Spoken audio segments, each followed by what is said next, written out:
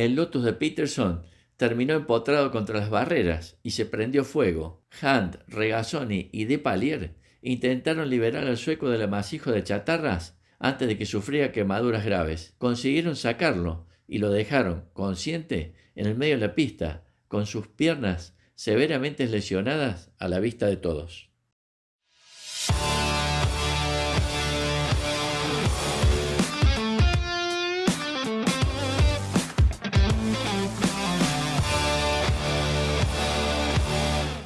Bengt Ronnie Peterson fue un piloto de automovilismo sueco. Compitió en Fórmula 1 para los equipos March, Lotus y Tyrrell, donde logró 10 victorias y 26 podios, además de resultar subcampeón en 1971 y 1978 y tercero en el año 1973. Es el séptimo piloto con más victoria entre quienes no obtuvieron el título. Su carrera se vio detenida por un choque fatal en el Gran Premio de Italia de 1978, cuando peleaba por el campeonato. Vivió una historia de amor entre el sueco y su esposa, Barbro. Él fue uno de los mejores pilotos de los años 70 y hasta George Harrison le dedicó una canción, pero falleció tras un accidente en Monza.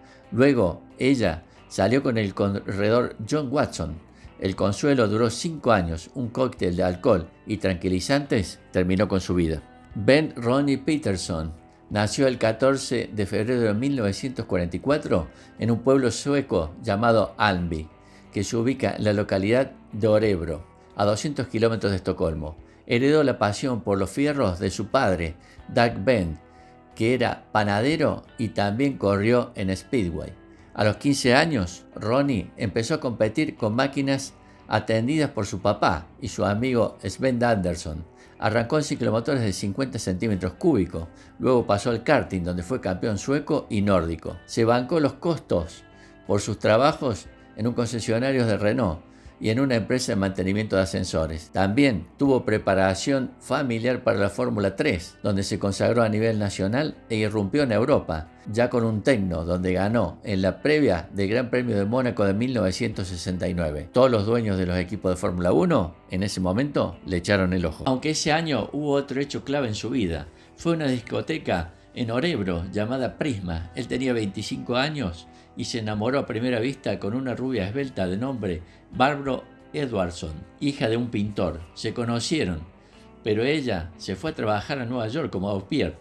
No iniciaron su relación hasta 1970, cuando empezó a acompañarlo en su debut en la Fórmula 1. Se convirtió en su cronometrista, como lo hicieron por caso Betty Hill, Ellen Stewart, Nina Rindt y Maria Elena Fittipaldi. Pero fue con el matrimonio Rindt con el que la pareja sueca forjó una gran amistad. La mayoría de los pilotos y sus esposas formaron un grupo muy unido que supo contener a quien sufría una pérdida, como Jackie Stewart, quien le informó a Nina la muerte de su marido Jochen Rindt en Monza. El austríaco, gran amigo del escocés, ese año se convirtió en el único campeón post-mortem de la Fórmula 1. Desarrolló su estilo de conducir en una temprana edad, compitiendo en carreras de karting. En 1968 y 1969 ganó el campeonato sueco de Fórmula 3. Su debut en el Gran Premio fue conduciendo un March 701 con motor Cosworth en el Gran Premio de Mónaco en 1970. Al poco de dejar los karts, entró en la Fórmula 3 con un automóvil codiseñado por su padre. En 1971 ganó el Campeonato Europeo de Fórmula 2 con un March 712 y 5 segundos puestos en la Fórmula 1 que le llevaron a igualar a Jackie Stewart en los mundiales de aquel año. Peterson permaneció con March hasta 1973, años en que firma contrato con la escudería Lotus de Colin Chapman, teniendo a Emerson Fittipaldi como compañero de equipo.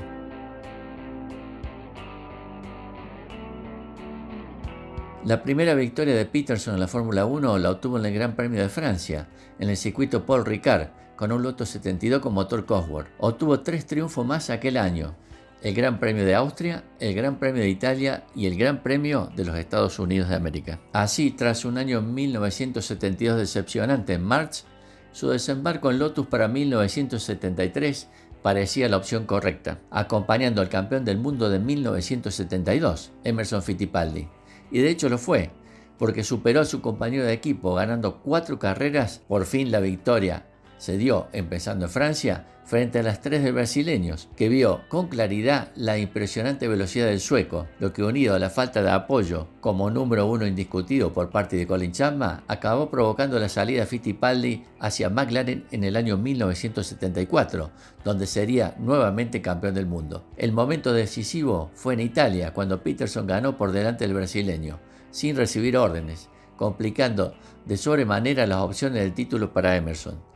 Para Fittipaldi fue el final con Lotus, pero Colin Chapman había encontrado al piloto del futuro. Quizás toda la parrilla lo vio claro en ese año en Silverstone para el Gran Premio de Gran Bretaña, justo tras haber ganado en Francia. En 1973 llegó Lotus, uno de los equipos más fuertes, y Barbro fue contratada como cronometrista. La pareja se comprometió ese año.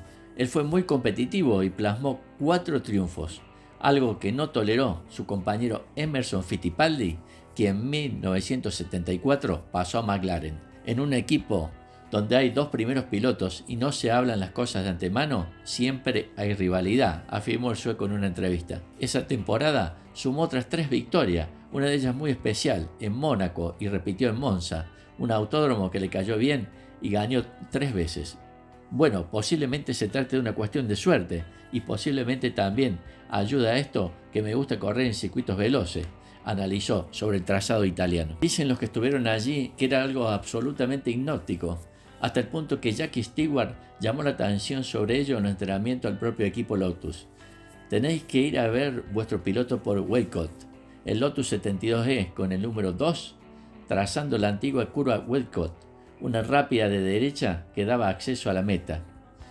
Cruzado, las manos, la misma mano derecha, rauda sobre el volante, con golpes precisos que hacían bailar el monoplaza negro y dorado por la curva, dejando gruesas marcas de neumático. El acelerador, telegrafiando un mensaje claro al mundo: el piloto más rápido estaba en acción. Desde los entrenamientos, pasando por la pole position hasta la carrera, cuando un segundo puesto tras Peter Revson. No era algo casual. John Watson recuerda perfectamente el espectáculo que era ver a Peterson en otra curva retadora, la vieja curva do Sol de Interlagos, casi de 180 grados. La recorría con el auto en equilibrio, con el acelerador, y no salía humo de la rueda exterior porque tenía el auto muy bien equilibrado. Fue una cosa increíble, pero era muy difícil con un auto. El propio Ronnie Peterson explicaba su estilo de pilotaje de la manera franca: tengo 2 remedios para las curvas y los derrapes, el volante y el pedal del acelerador. Para mantener mi equilibrio necesito ir rápido, necesito llevar el auto al límite. Si ralentizo solo un poco, empiezo a cometer errores, así que estoy en mejores circunstancias cuando aprieto fuerte. 1974 le supuso 3 nuevas victorias: el Gran Premio de Francia, el Gran Premio de Italia de nuevo, pero también el Gran Premio de Mónaco, el gallardete azul de la Fórmula 1. Tras un mal año con Lotus en 1975, en el que Lotus 76 falló, Peterson condujo sus 2 primeras carreras en 1976 con un Lotus 77, antes de volver a firmar por March, con quien volvió a ganar el Gran Premio de Italia en su 761 Cosworth, en el día de regreso de Niki Lauda a las pistas luego del accidente de Nürburgring.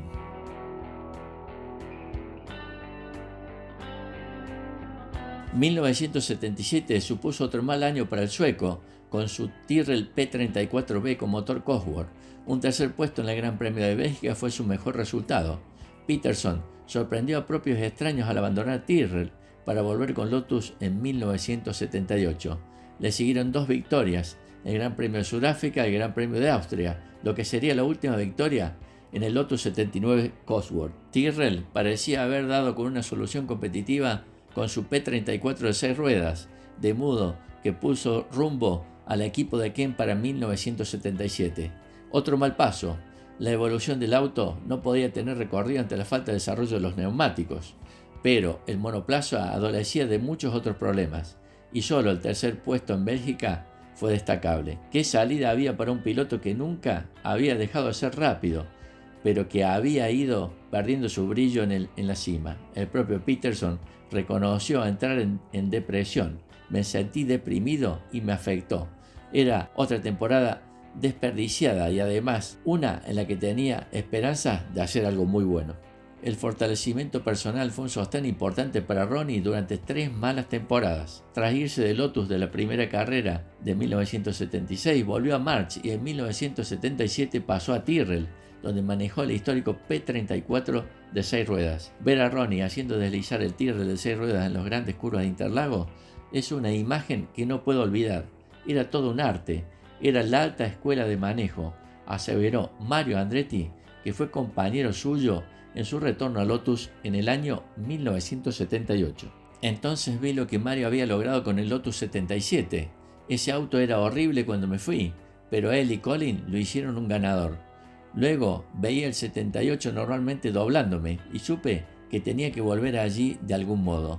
No era el momento de ser orgulloso, era el momento de volver al equipo que estaba creciendo, es decir, Lotus. Mucha gente estaba molesta sobre ello, recordaría Chapman, pero Ronnie no era uno de ellos. Él sabía malditamente bien que Mario se había ganado el campeonato. Ronnie fue un muy buen piloto, pero también debía mucho a Mario y lo sabía. Fue Mario el que hizo el Lotus 79 el auto que fue, y Ronnie se benefició de ello.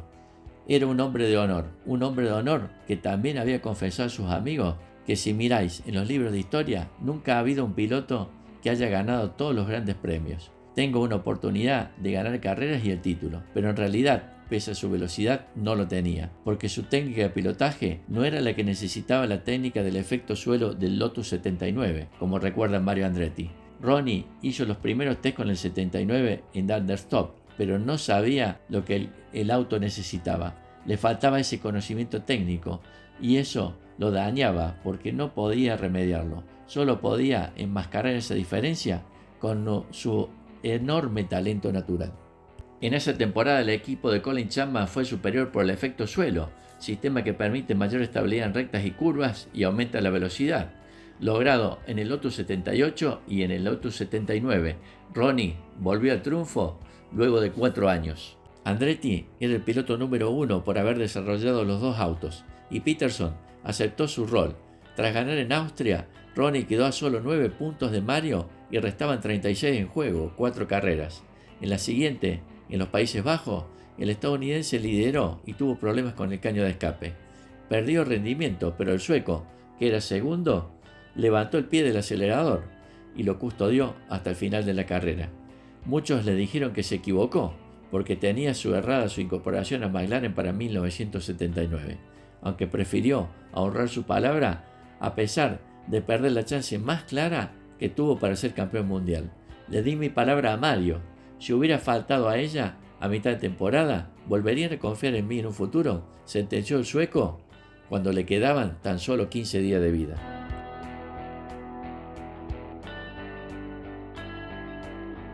El Gran Premio de Italia de 1978 en Monza empezó mal para Ronnie, pues durante los entrenamientos dañó el Lotus 79 y como consecuencia se magulló severamente las piernas. El grupo Lotus tenía un 79 de repuesto, pero diseñado a medida para Mario Andretti, por lo que Peterson, notablemente más alto, no era capaz de acomodarse.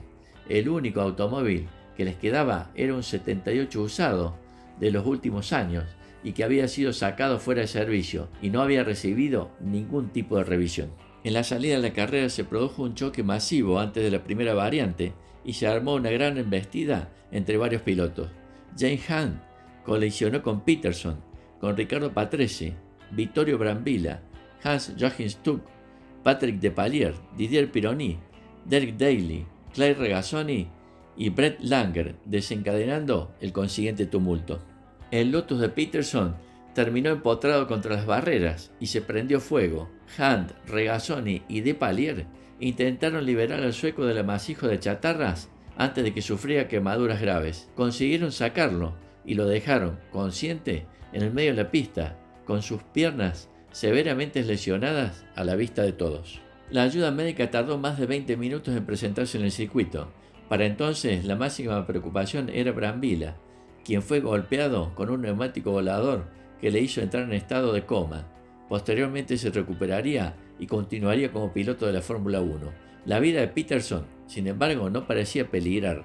Todos los pilotos malheridos fueron trasladados al hospital de Milán y tras despejar el circuito, la carrera continuó para los que quedaban. Ya en el hospital, en un examen de rayos X se mostró que Peterson tenía 17 fracturas en una pierna y 3 en la otra. Tras discutirlo con el propio Ronnie, los cirujanos decidieron operarlo para estabilizarle los huesos. Aquella noche, Peterson experimentó una complicación severa relacionada con las fracturas múltiples, denominada embolia grasa, la cual a su vez le produjo un fallo de múltiples órganos. Pocas horas después, fue declarado oficialmente muerto. Colin Chapman envió su avión particular a Niza para recoger a Barbro y llevarla a Milán. Monza es un circuito maldito, por eso preferí no ir a la pista. Quedé estupefacta cuando vi cómo habían ordenado la partida y me pregunté si no se habían vuelto locos. No sé cómo pudo morir Ronnie, si era fuerte como un elefante y no tenía más que fracturas, se lamentó ella. Una vive siempre en la angustia de un posible hecho ingrato, pero al final yo creía que jamás pasaría. Creo que se equivoca quien quiere prohibir las carreras de Fórmula 1.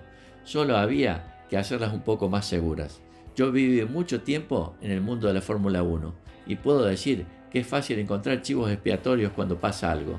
Si se quisiera hacer algo en serio, se deberían autorizar solamente los circuitos que ofrecieran a todos los pilotos en cada circunstancia la posibilidad de sobrevivir. Lo demás es hipocresía, sentenció. Su funeral fue el 15 de septiembre en Örebro. Quienes llevaron su féretro fueron sus amigos, Erik Strandberg, y los pilotos Jody Scheckter, Emerson Fittipaldi, Niki Lauda, James Hunt y John Watson, quien tomó el rol protagónico en esta historia. El irlandés era muy cercano al matrimonio Peterson y acompañó a Barbro y a su hija. Primero tomó el lugar que dejó vacante Ronnie en McLaren. Luego comenzó una relación con ella, que duró unos 5 años. El británico después tuvo su mejor momento en la Fórmula 1 y fue subcampeón en el año 1982. Sin embargo, ese consuelo no pudo tapar su verdadero amor. Watson nunca llenó el vacío dejado por Ronnie. El 19 de diciembre de 1987, Barbro fue encontrada muerta en su casa luego de una combinación de alcohol con sedantes en un baño caliente. Fue enterrada junto a Ronnie en el panteón familiar de los Peterson en Örebro.